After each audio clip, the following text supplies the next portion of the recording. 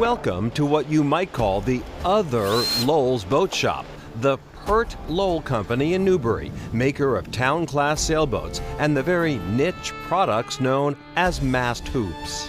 We also say we're the intergalactic headquarters of the hoop-making business. Back to that stellar claim in a moment, but first, you may know Lowell's Boat Shop in Amesbury, which was built in 1793, invented and manufactured the iconic fishing dory, and remains America's oldest continuously operating boat shop. Simeon Lowell founded it, but two of his sons, Stephen and Benjamin, got into a bitter dispute of unknown origin and wound up operating two competing dory shops right next to each other in Amesbury.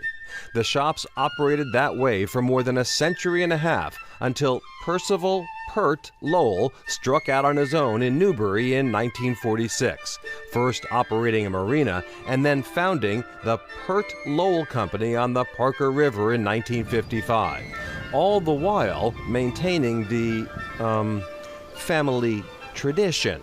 Pert's eighth cousin, who would be his same generation, was a man by the name of Ralph Lowell. And he ran the shop in Amesbury, and they did not talk to each other. Ralph Johnson is the current heir of this unique and historic lineage, having married Joanne Lowell and giving up his day job. I was a banker in Boston till 1980.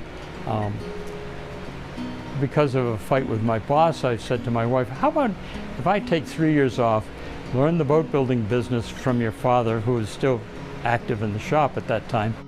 That was 45 years ago, and Ralph never went back to banking, spending his life, as he calls it, solving problems and playing with wood.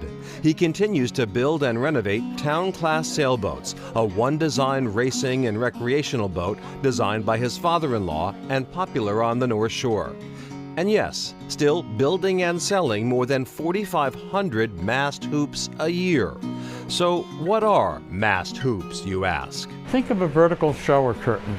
You have the rod and the rings that hold the shower curtain so it slides back and forth. Imagine that's vertical, and these are the rings that hold the sails onto the mast. So when the sail goes up and down the mast, the rings hold it to the mast. Making hoops is a time-consuming process that requires both strength and a gentle touch.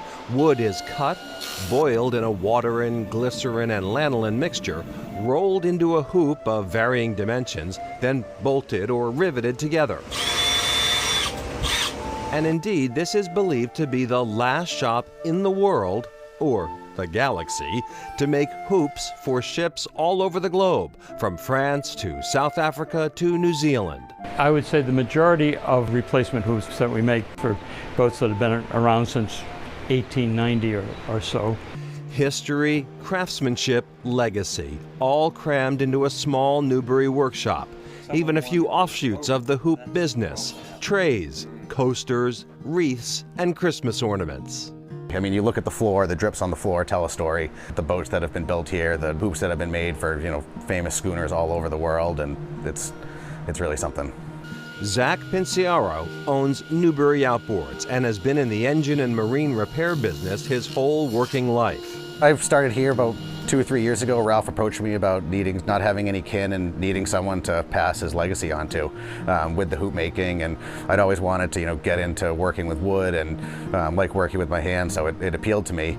Yes, at 79, Ralph is ready to retire, but has no one to take over the family business or the family feud. Zach will be the first person without a direct Lowell family connection to run things, and he is honored to be carrying the torch for Ralph. He's such a sweet man. He cherishes it, and he doesn't have kids, but all of these boats and these hoops and everything we do are his children. I mean, to do something that's passed down from generation to generation, and to be a small part and be able to take that into the next 50 years and maybe pass it on to my children someday, and to have the opportunity, it's awesome. As for the rivalry, it's no longer what it used to be. The Amesbury shop has changed hands several times since the 1980s and is now operated as a nonprofit living museum. It is dedicated to preserving the history of the site and educating future generations about boat building traditions. As for that long ago Lowell brothers dispute, Ralph says there is some speculation it was about wife stealing, but no one really knows exactly what happened.